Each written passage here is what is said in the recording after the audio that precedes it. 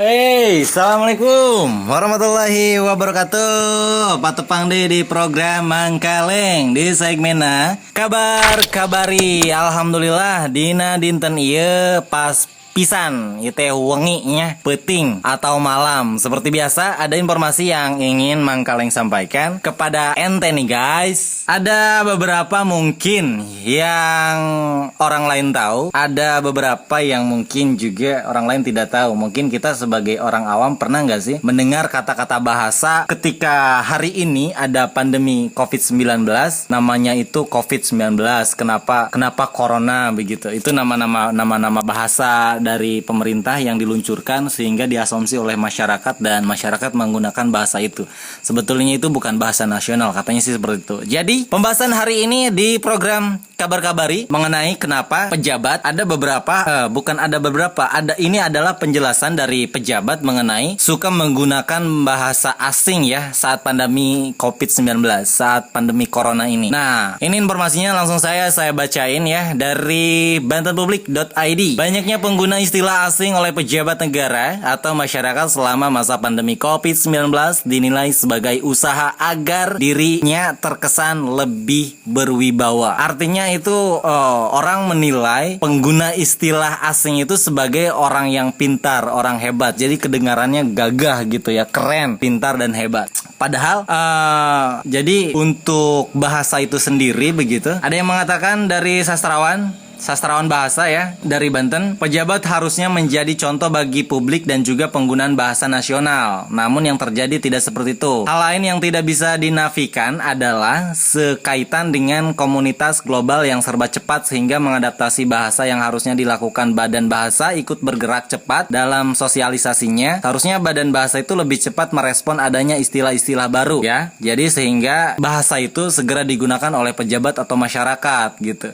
Ada contohnya gini aja lah. Waktu bahasa itu muncul namanya new normal gitu. Itu kan bahasanya bahasa asing begitu, new normal gitu. Sehingga masyarakat awam gitu, si embok yang di kampung gitu ataupun orang-orang kampung itu new normal itu apa gitu kan nggak ngerti gitu. Harusnya tidak usah seperti itu. Harusnya pemerintah itu menggunakan ya bahasa nasional, bahasa kita sendiri nasionalitas, bahasa kita sendiri begitu, bahasa Indonesia gitu ya. Gitu. Harusnya sih ya itu kenormalan baru ya, harusnya kenormalan baru. Tetapi masyarakat lebih memilih bahasa asing ya karena apa ya, tadi itu sudah duluan dipublikasikan oleh pemerintah. Padahal bahasa itu adalah ketahanan ketahanan bangsa begitu.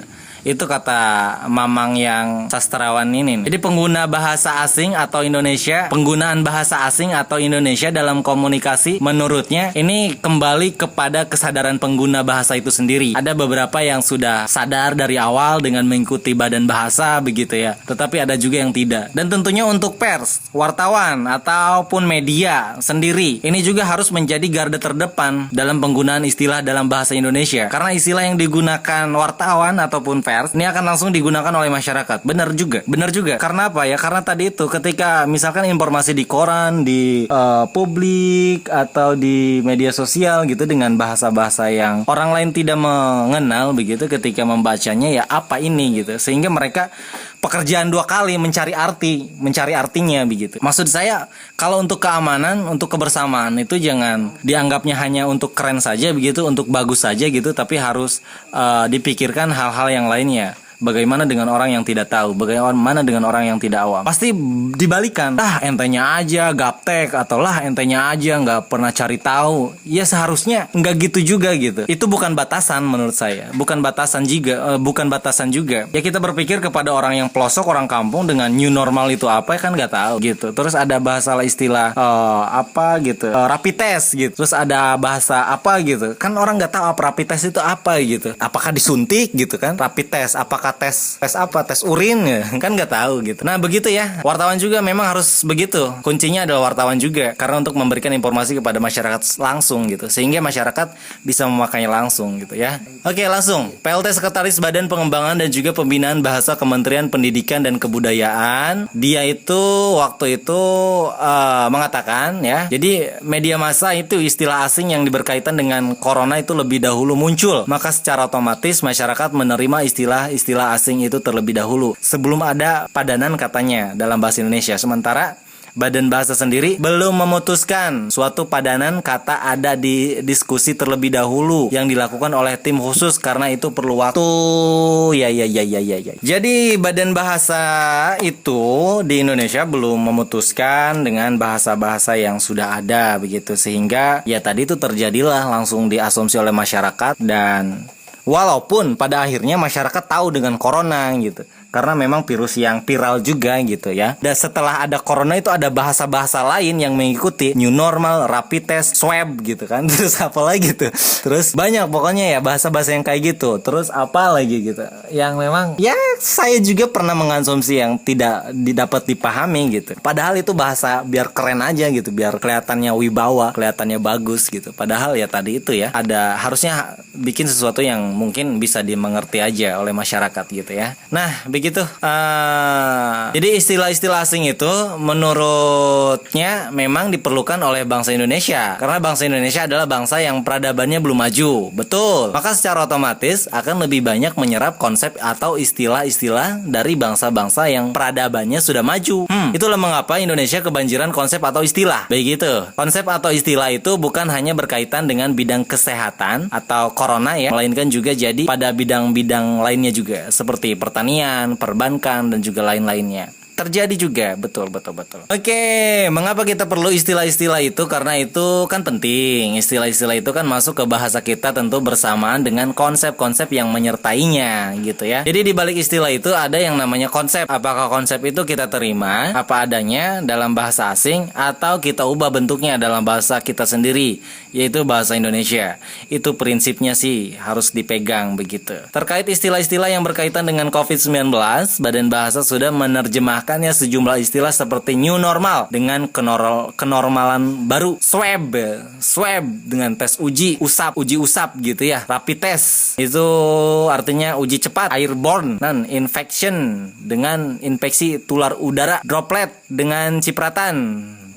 Bahasanya ini susah juga dibacainnya gitu lah. Ini makanya nih ribet banget gitu, dan juga dimengertinya juga susah juga, karena tidak semua warga negara Indonesia itu mengerti bahasa internasional gitu ya. Tidak semuanya gitu. Banyaklah istilah-istilah kata-kata kayak gitu ya, kayak swakarantina atau karantina mandiri gitu ya. Ya, istilah-istilah asing itulah. Pokoknya bisa dilihat nanti di Instagram atau di Twitter resmi Badan Bahasa ya. Silakan Anda lihat aja di sana. Jadi begitu nih, kenapa gitu kan pemerintah, pejabat suka menggunakan istilah asing pada saat pandemi corona, biar keren, terlihatnya pintar, terlihat hebat, dan memang si virusnya juga virus internasional. Ya, walaupun ya kalau ya virusnya, kalau untuk virus COVID-19 dan corona mungkin itu udah kelas internasional ya. Tapi kalau untuk bahasa-bahasa kayak new normal itu tolonglah jangan pakai bahasa itu lagi gitu. Harusnya pakai bahasa yang bisa dimengerti oleh kita, oleh nasional gitu ya. Jadi ketika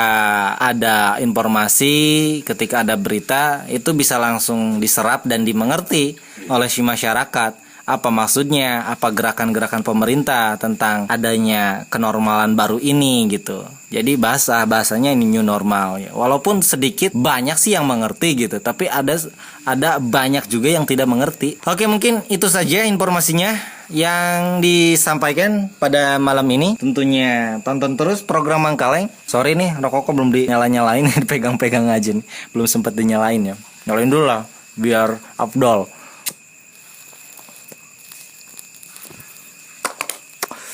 Oke, itu dia informasi berita tentang bahasa yang saat ini digunakan oleh banyak orang, pejabat tentunya, yang diserap oleh masyarakat, sehingga bahasa asing itu sepertinya bahasa yang kuat begitu, sehingga masyarakat juga yang tadinya tidak mengerti ya mengerti, mungkin hanya sedikit atau sebagian, bukan sedikit, sebagian, tapi ada sebagian juga yang tidak mengerti. Oke, terima kasih banyak, dan jangan lupa tonton terus program Mangkaleng mengenai informasi berita di program atau di segmennya Kabar Kabari, atau informasi mengenai tentang prestasi, diskusi, dan yang lainnya itu di program Ruang Tengah. Tentunya kita akan kembali di segmen-segmen berikutnya. Dan saya ucapkan terima kasih banyak yang sudah nonton.